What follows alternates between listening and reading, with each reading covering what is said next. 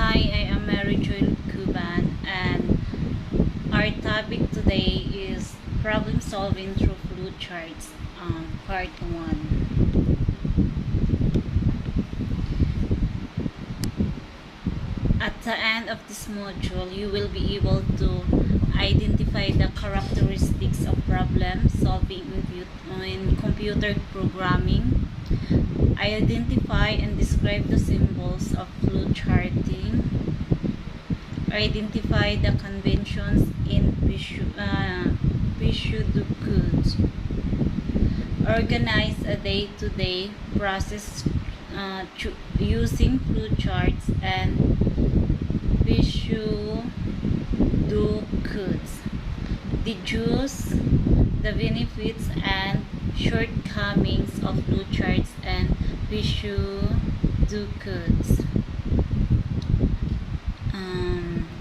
Okay, problem solving.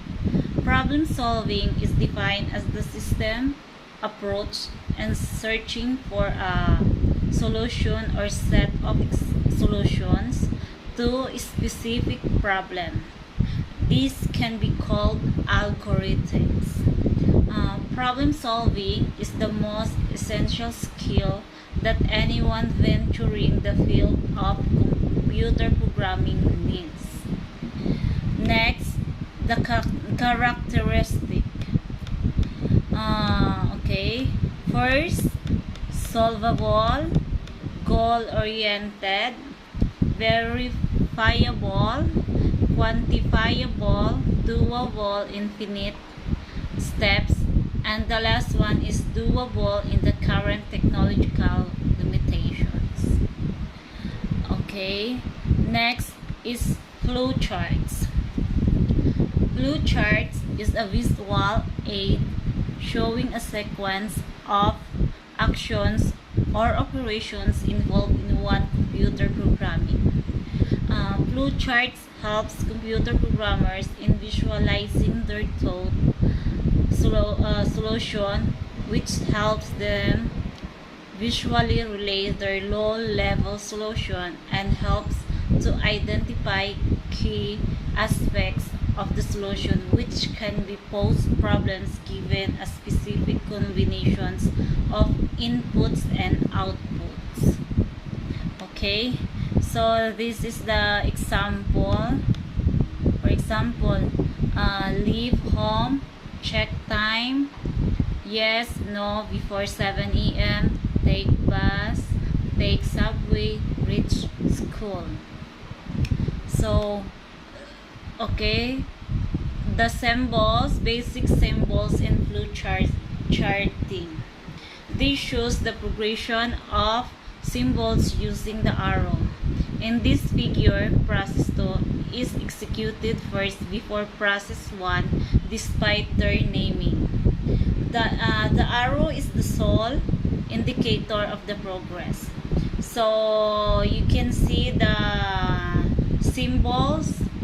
First is the terminator, then process, preparation, data, decision, on page, connectors, off page connectors. So first we will discuss first the terminator. Terminator, a symbol used to indicate the beginning or the end of the process flow. Next, process. A symbol used to indicate a specific action done. Preparation, a symbol used to prepare data or initialize something.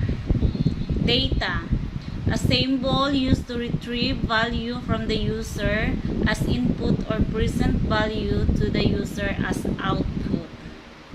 Decision, a symbol used to identify of which the two possible paths will be taken based on the conditions set inside. On-page connectors, a symbol used to connect with two or more symbols belonging to the same page together to form a continuous process. The last one, off-page connectors, a symbol used to connect two or more symbols belonging to the different pages together to a form of continuous process. So, as you can see, those are the basic symbols in charting. Next, this shows the progression of symbols using the arrow. In this figure, process 2 is executed first before process 1 despite their naming.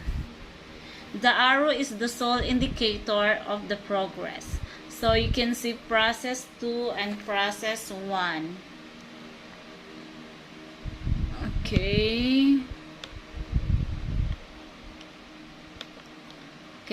You can also you can see also those are the symbols.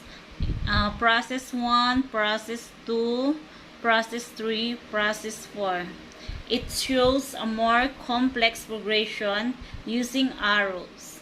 In this figure, process 1 is the executed first, followed by process 2, then process 3. This specific sample is non-terminating process, which should be avoided in actual programming design. Next, start and end. So, as you can see, start terminator always starts the entire flowchart sequence.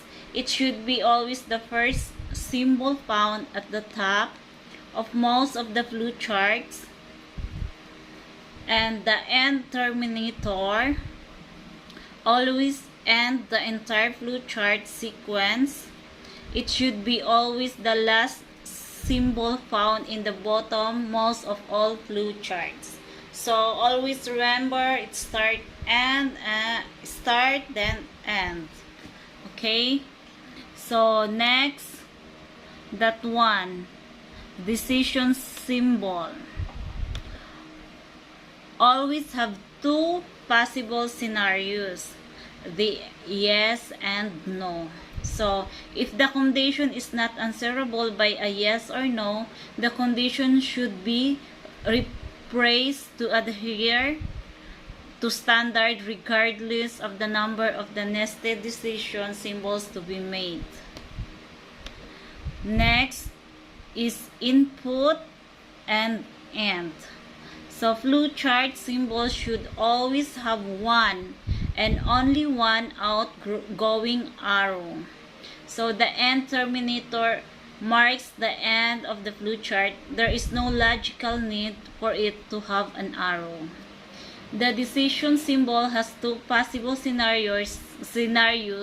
Therefore, there are always two and only two arrows. So, as you can see, the chart, okay, so input and end.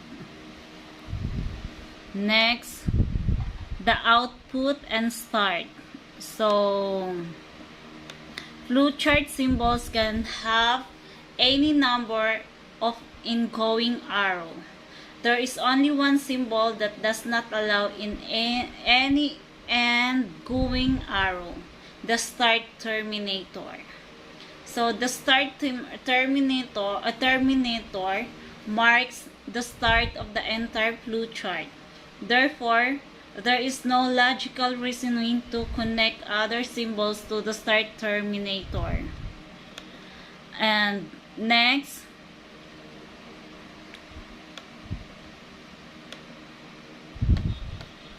flowchart are written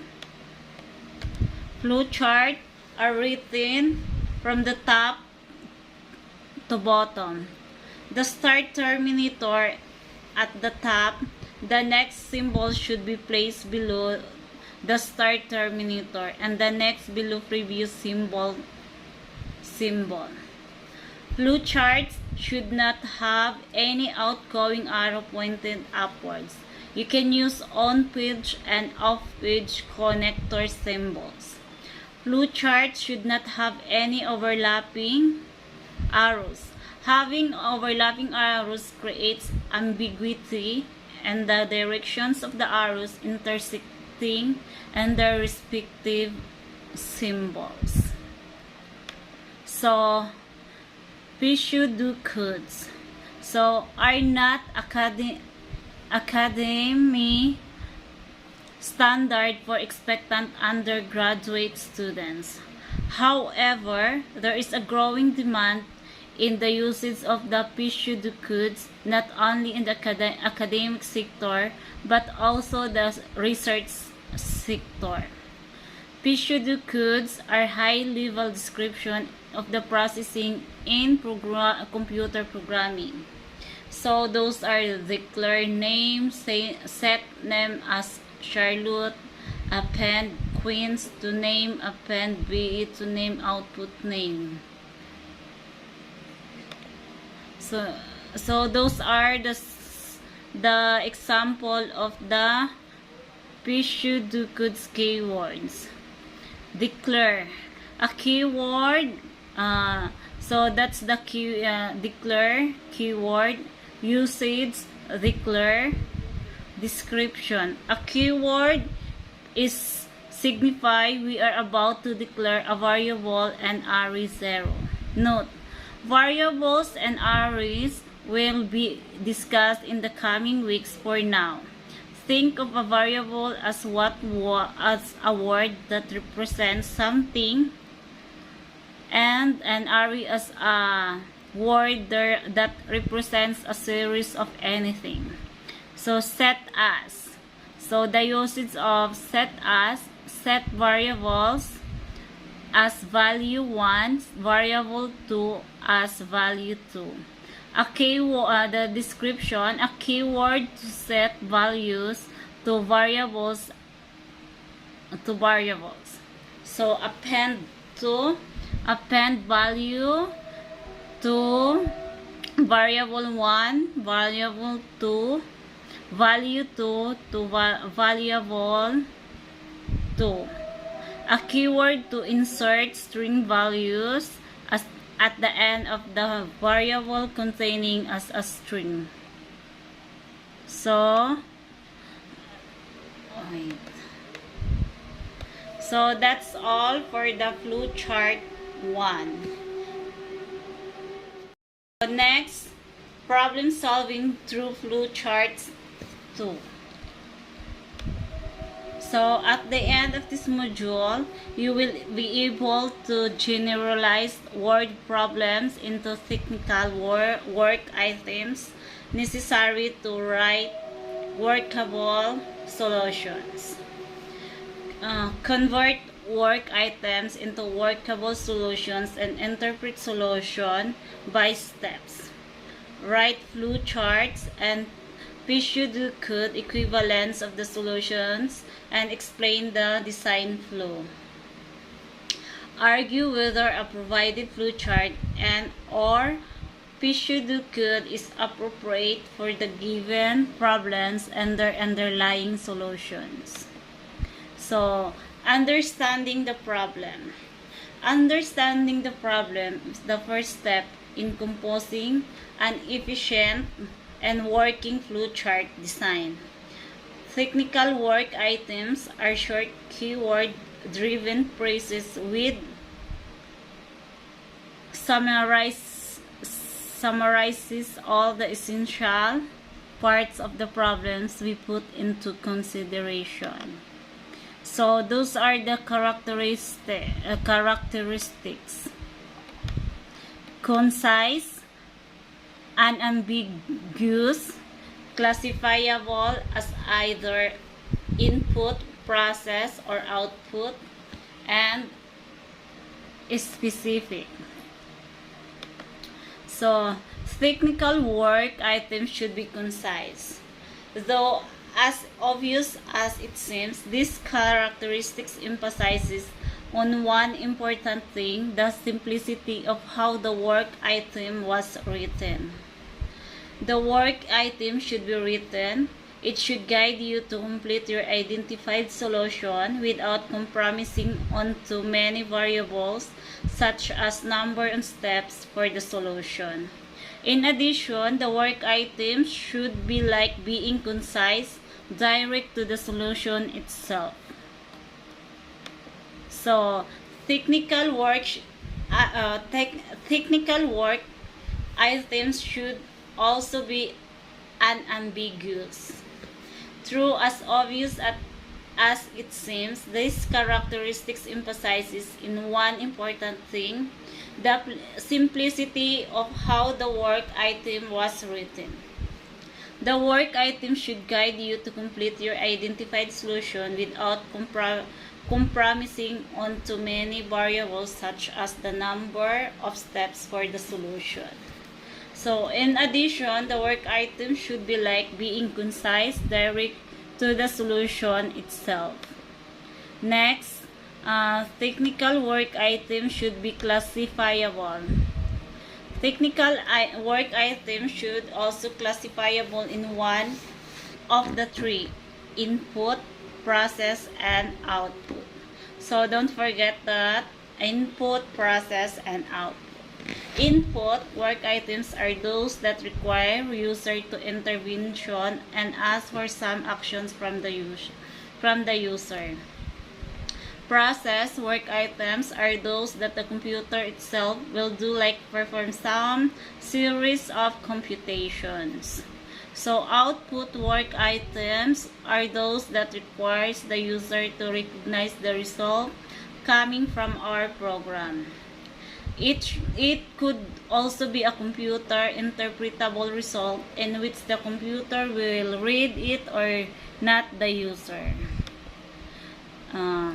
Technical work item should be specific. Okay, each work item should point to only one thing that needs to be accomplished. May it be ask the user for his first name or last name, but not both. In case there is the need to ask for the two information, there should be one of each. One of the first name and one for the last name. There should not be more than one task for one work item. Okay, so this is the flow charting. As you can see, start, display, hello world, end. So flow charts are our way to visualize the solution that we come up through the technical work items.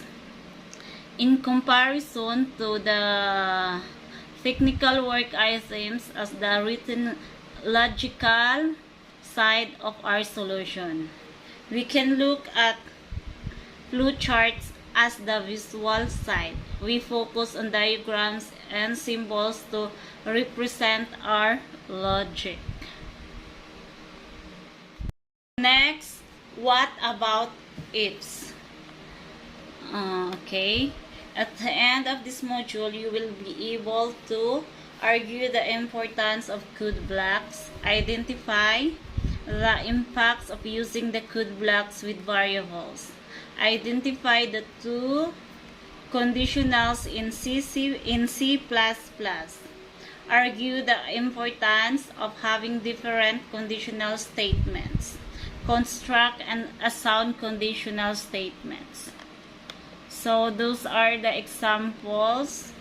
Okay, we have included actual code logic inside a code block. This code block belongs to the end, min,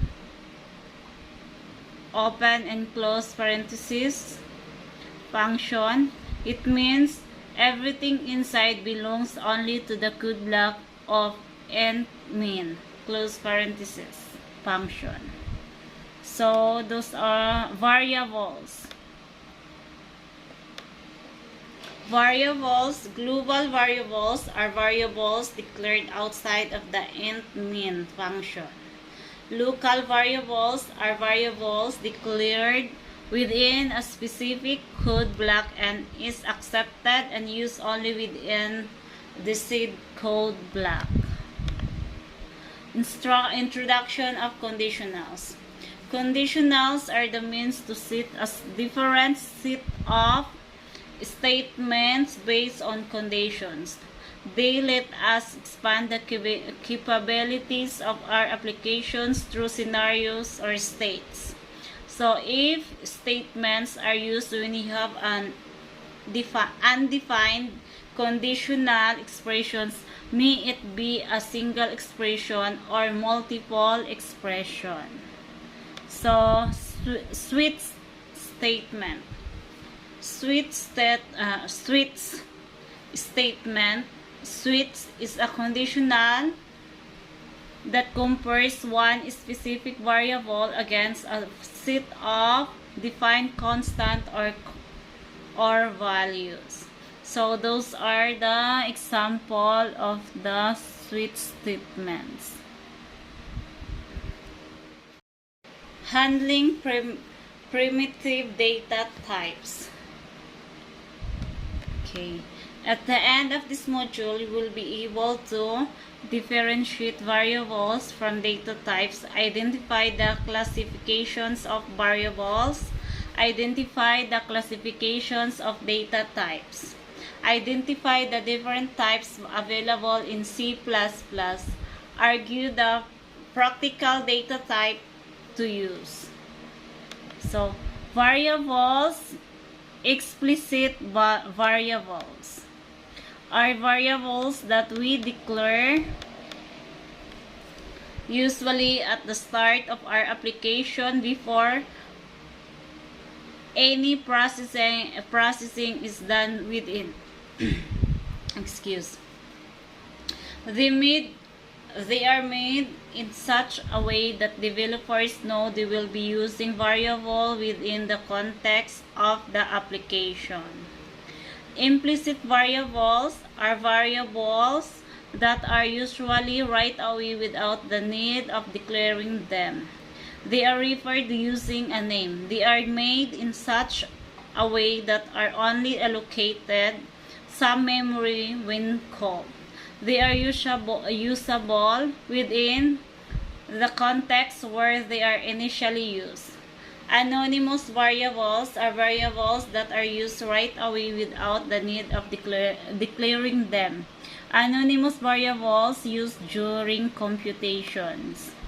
So data types are the restriction that we place to variables that limit them to handle only our specified data type. Classification by value. Explicit data types are the data types that are declared and defined. They are often called strong type in some other contexts. Implicit data types are the data types that are taken depending on how they are restored used. They are often called variant type. Classification by construct. Primitive data types are data types of singularity by nature. They contain only the values they are supposed to contain. Reference data type are data types that are objective by nature. They do not only contain the values they are supposed to contain, but also have other components like properties and functions. Integers. These are the values that are numerical in nature. They don't have decimal precisions. So those are the data type, identifier, minimum value, and maximum. So first we will discuss the regular integer.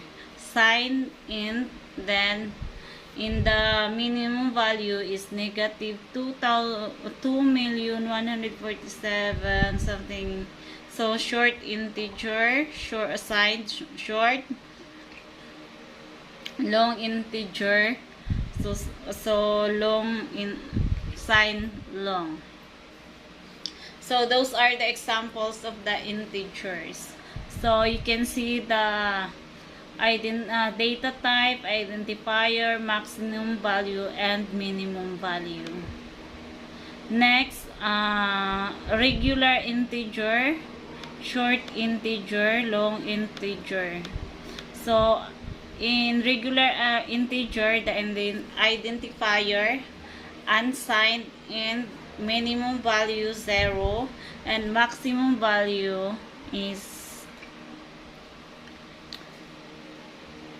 excuse. So those are the examples as you can see in the chart. So floating points. Floating points are the values that are numerical in nature. They also sport decimal precisions. So those are the example also with data type, identifier, minimum value, and maximum. So you can say in the float and double the disadvantages. So booleans. Booleans values are values classifiable to either a true or false. These are numerical in nature because C++ stores them as 0 or 0, 1 internally. They use bool identifier.